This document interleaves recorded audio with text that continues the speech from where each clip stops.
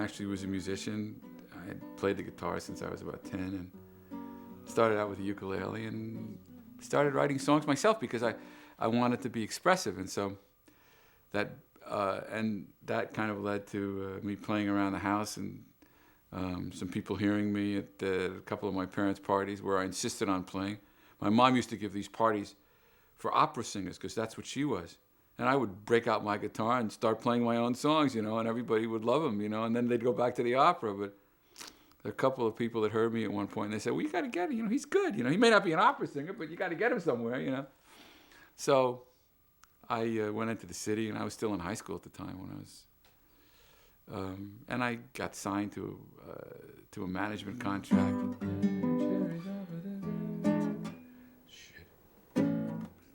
Eventually, 10 years later, wrote some stuff for Pat Boone and Andy Williams, and Speedy Gonzalez was one of them. And I signed with Hill and Range and got involved over there with the actual writing of Presley material, and had a lot of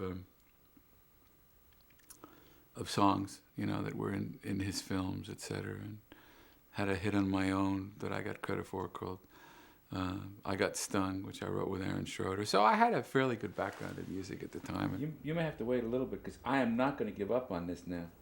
And then Wes had heard, I guess, somewhere on the grapevine that I'd written some songs, and so when I told him my background, my resume, he kind of hinted at maybe, well, we need somebody to write the score to this film too. God damn, why can't I find that? I couldn't find that fucking chord before. We talked about how it should be done. I wrote all the music. Steve Chapin did, I laid out the arrangements and he scored it to really enhance and really, make the visual more than just horrific.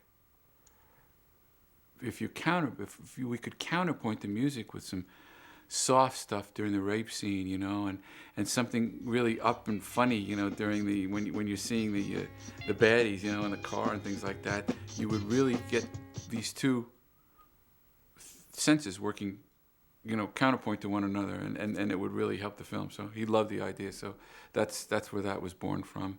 So I can play a little bit of it, and you'll see what I'm saying. I mean, you can picture this poor young lady being raped by the size of me. Now you're all alone, and you're feeling the world closing on you. Looking for someone. There are many different styles that you can write a blues in. This isn't 3/4 time, so it has a very kind of a lilting waltz quality to it. Pretty devastating when you think of a blues that lays over a rape scene. I mean, you talk about experience when you're singing the blues. Why wouldn't rape, if you were, be part of that experience? And if you notice in the film, there's a look on her face where it blew me away when I saw it, because she really was alone in this scene. And to the build up to this scene, the slapping her around, which I did, and pulling her pants off, right? And then drooling in her face, which I did intentionally. It just it so humiliated her that there was all of a sudden this look. It would have been easy to fuck her right there on the set. I mean, because she really gave in. She gave up, and you could see this look of fatality in her face. That was real. Now you're by yourself,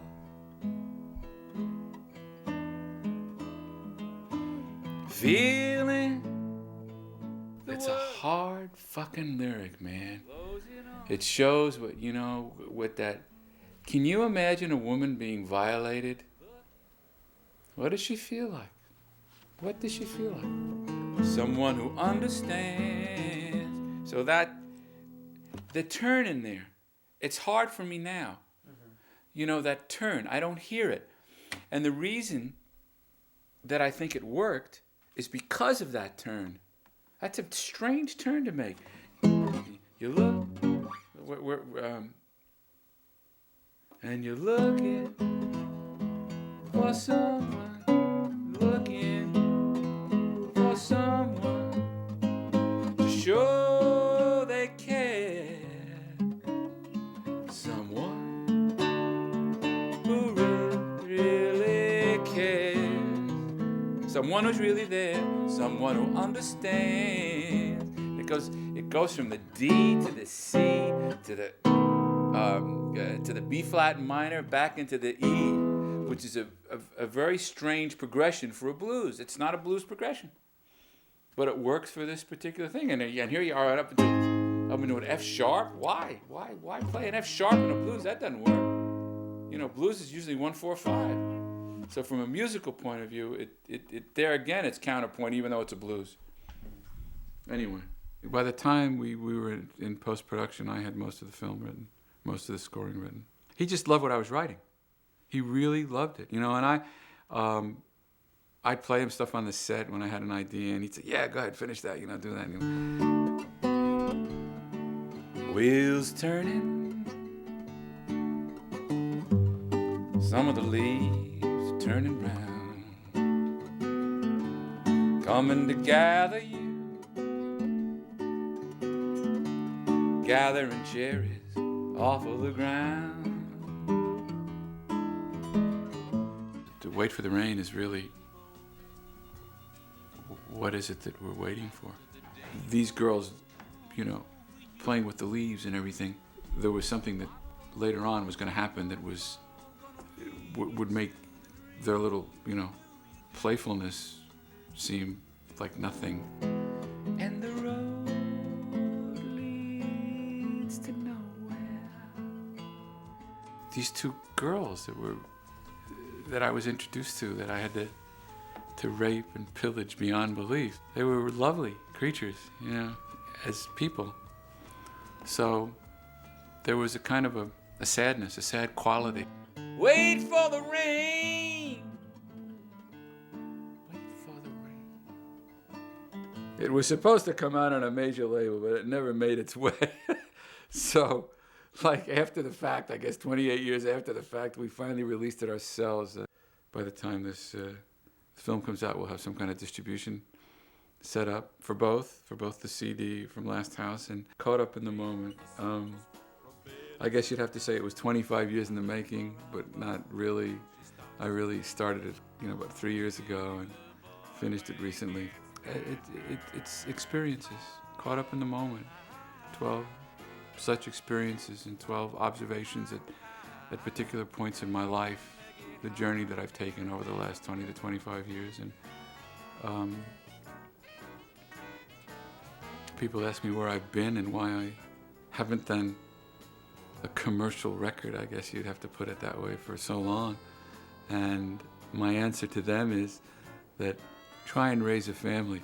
I'm gonna get high out of space and time, journey to lands in the back of my mind, make naked love